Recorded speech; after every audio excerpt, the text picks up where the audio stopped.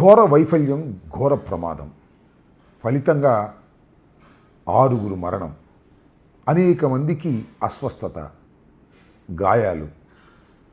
చరిత్రలో ఎప్పుడూ జరగనటువంటి సంఘటన తిరుపతిలో జరగటం చాలా బాధాకరం, విషాదం కూడా. జరిగిన తర్వాత హుటాహుటిన బయలుదేరి చంద్రబాబు నాయుడు గారు వెళ్ళారు, ఆ తర్వాత పవన్ కళ్యాణ్ గారు వెళ్ళారు, తర్వాత ప్రధాన ప్రతిపక్ష నాయకులు జగన్మోహన్ రెడ్డి గారు వెళ్ళారు. అందరినీ పరామర్శించారు, మాట్లాడారు. ఫలితం ఏమిటి? చాలా చిత్రంగా అనిపించింది ఏంటంటే, అసలైన బాధ్యుల్ని రక్షించే కార్యక్రమం నారా చంద్రబాబు నాయుడు గారు ఉద్దేశపూర్వకంగా చేస్తున్నారు. ఏం చేశారు? చివరికి ఒక డిఎస్పి రమణ కుమారు, అదేవిధంగా టీటీడీ గోశాల ఇన్ఛార్జిగా ఉన్నటువంటి హర్నాథ్ రెడ్డి, వీరిని సస్పెండ్ చేశారు, బదిలీ చేశారు. 3 ఎస్పి సుబ్బారెడ్డి గారిని, జేఈఓ గౌతమిని, అదేవిధంగా సిఎస్ఓ చీఫ్ సెక్యూరిటీ ఆఫీసర్ శ్రీధర్ని, వీళ్ళని బదిలీ వేటు వేశారు. దీంతో సుమారుగా తెరదించేటటువంటి ప్రయత్నం చంద్రబాబు నాయుడు గారు చేశారు. ఇది అసమంజసం, ప్రమాదకరం కూడా. ఎందుకంటే ఇలాంటి సంఘటనలు మళ్ళా పునరావృతం కాకుండా ఉండాలి అంటే కఠిన చర్యలు తీసుకోవాలి. కఠిన చర్యలు తీసుకున్నప్పుడే అందరూ జాగ్రత్త పడతారు. నిజానికి ఎవరు దీనికి బాధ్యులు? టీటీడీ కాదా? ప్రభుత్వం కాదా? చైర్మన్ కాదా? టీటీడీ ఈఓ కాదా? జేఈఓ కాదా? చెప్పమని అడుగుతా ఉన్నా. దీనికి పూర్తి బాధ్యత వహించవలసింది ఈ 3. ఇది నేను చెబుతున్న మాటే కాదు. సాక్షాత్తు పవన్ కళ్యాణ్ గారు, డిప్యూటీ సీఎం గారు వెళ్ళి పరామర్శించి ఆయన ప్రెస్ మీట్లో మాట్లాడుతున్నప్పుడు ఈ 3 దీనికి బాధ్యత వహించాలి అని స్పష్టంగా చెప్పినటువంటి వ్యవహారం. బహుశా చంద్రబాబు నాయుడు గారు, పవన్ కళ్యాణ్ గారు మాట్లాడుకున్నట్లు లేరు, ఇంకా అందువల్ల ఒక దోవలో లేరు. ఈయనేమో ఈ 3ది బాధ్యత అని చెప్పాడు, ఆయనేమో వారిని ఎవరినో అనామకుల్ని, పాపం డిఎస్పిని, ఒక గోశాల ఇన్ఛార్జిగా ఉన్న డైరెక్టర్ని, ఇద్దరిని సస్పెండ్ చేసి చెయ్యి దులిపేసుకునే కార్యక్రమం. దాంతోపాటు జ్యుడిషియల్ ఎంక్వైరీ వేశారు.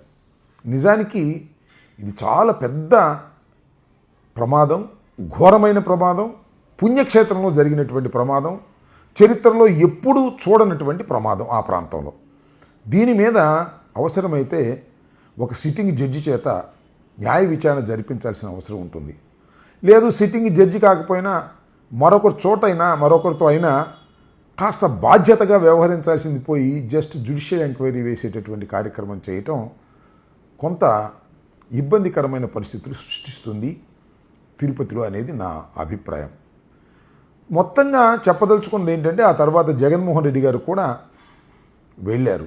జగన్మోహన్ రెడ్డి గారు వెళ్ళినప్పుడు ఆ జగన్మోహన్ రెడ్డి గారి పర్యటనని, పరామర్శని అడ్డుకోవడానికి చాలా విష ప్రయత్నాలు చేశారు, కానీ సాధ్యం కాలేదు.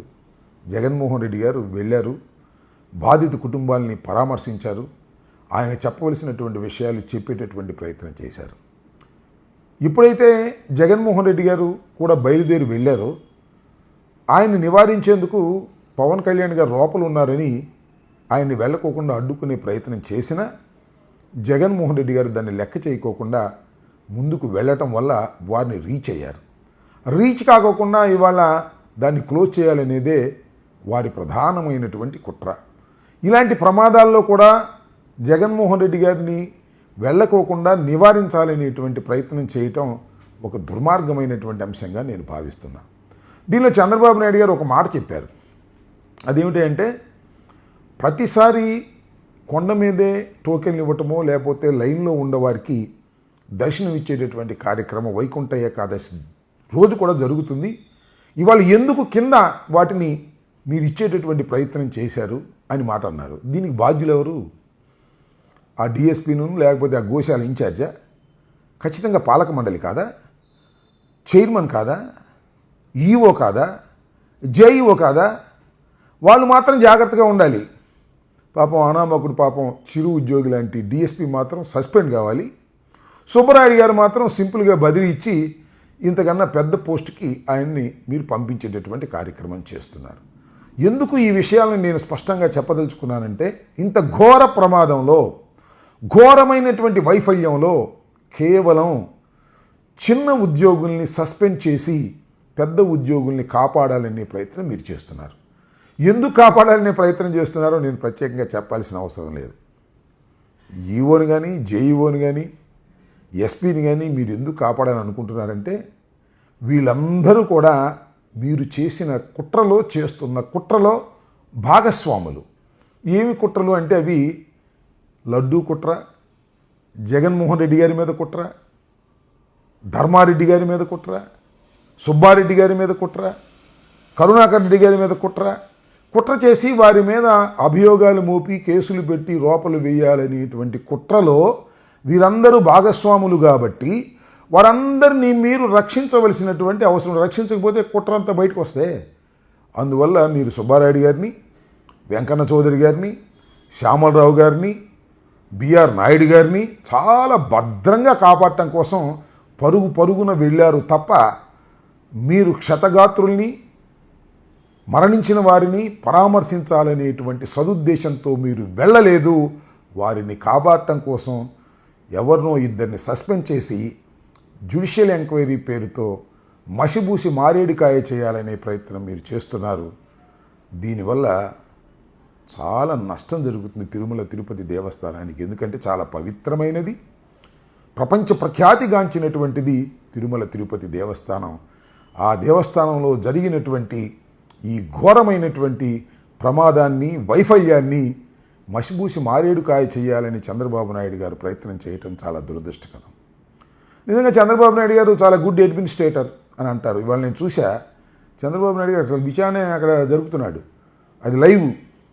ఏంటంటే నిజంగా అడ్మినిస్ట్రేటరు గదిలోకి కూర్చోబెట్టి వాళ్ళందరినీ పిలిచి వాస్తవాలు తెలుసుకుంటాడు, అంతే తప్ప బయట బహిరంగంగా విచారణ జరుగుతుంది. అమ్మ గౌతమిని అడుగుతూ ఉన్నాడు, మీకు ఎన్నింటికి వచ్చింది, ఏ సమాచారం వచ్చింది, మీరు కంప్లీట్ వాట్సాప్ గ్రూప్ మెయింటైన్ చేస్తున్నారా, ఏం శ్యామరావు గారు మీరేం చేస్తున్నారు? ఇవన్నీ ఏంటంటే కంటి తుడుపు చర్యలు. వారి మీద ఏదో దబాయిస్తున్నట్టుగా మాట్లాడి ఆయన హీరోగా ఉండాలనేటువంటి ఒక ప్రత్యక్ష ప్రసారంలో ఆడినటువంటి నాటకం తప్ప అది అడ్మినిస్ట్రేటర్ యొక్క లక్షణం కాదు. అది ప్రచారం కోసం ఉపయోగించుకునే కార్యక్రమం తప్ప, అడ్మినిస్ట్రేటర్ అంటే చంద్రబాబు నాయుడు గారు అడ్మినిస్ట్రేటర్ కాదు అంటే ఒప్పుకునేది లేరు. ఈనాడు, ఆంధ్రజ్యోతి వీళ్ళందరూ కూడా వాళ్ళే ఆయన లేనిపోయిందంతా గొప్ప అడ్మినిస్ట్రేటర్, బ్రహ్మాండంగా చేస్తానని ప్రచారం చేశారు. అదేం కాదు, ఆయన ప్రచార ఆర్భాటాల కోసం చేసేటటువంటి కార్యక్రమంగా ఉంది. ఏది ఏమైనా ఒకటి మాత్రం వాస్తవం, ఘోరంగా వైఫల్యం చెందింది రాష్ట్ర ప్రభుత్వం, టీటీడీ బోర్డు. కానీ చిన్న ఉద్యోగులు, డిఎస్పి లేదా గోశాల ఇన్ఛార్జి ఇద్దరిని సస్పెండ్ చేసి ఇంత పెద్ద సమస్యని పక్కకు నెట్టే ప్రయత్నం చేయటం దుర్మార్గం. దీన్ని అందరూ ఖండించాలని కూడా ఈ సందర్భంగా నేను చెప్పదలుచుకున్నాను.